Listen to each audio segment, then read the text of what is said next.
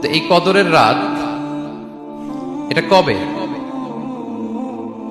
এটা স্পেসিফিক ছিল, মানে সুনির্দিষ্ট ছিল। রাসূল সাল্লাল্লাহু আলাইহি ওয়াসাল্লাম আমাদেরকে জানাতে চেয়েছিলেন কবে, কিন্তু রাসূল সাল্লাল্লাহু আলাইহি ওয়াসাল্লাম জানাতে পারেননি। সহিহ বুখারীতে এসেছে যে রাসূল সাল্লাল্লাহু আলাইহি ওয়াসাল্লাম খারাজান নবী সাল্লাল্লাহু আলাইহি ওয়াসাল্লাম লিয়ুখবিরানা বিলাইলাতিল কদর। উবাদা ইবনে সামিত রাদিয়াল্লাহু তাআলা আনহু বলেন, রাসূল সাল্লাল্লাহু আলাইহি ওয়াসাল্লাম আমাদেরকে জানাতে বের হয়েছিলেন যে কবে কদরের রাতটা। ফাতালাহা রাজুলান মিনাল মুসলিমিন, হঠাৎ মুসলমানদের মধ্য থেকে দুইজন ঝগড়া লাগলো, তর্ক লাগলো আর কি। রাসূল সাল্লাল্লাহু আলাইহি ওয়াসাল্লাম হঠাৎ করে ওই ঝগড়ার দিকে খেয়াল করলেন, ওইদিকে খেয়াল করে ওই তারিখটার কথা তিনি ভুলে গেলেন। ফারুফিআ, রাসূল সাল্লাল্লাহু আলাইহি ওয়াসাল্লাম বললেন আমার হৃদয় থেকে, অন্তঃকরণ থেকে এটাকে উঠিয়ে নেওয়া হবে।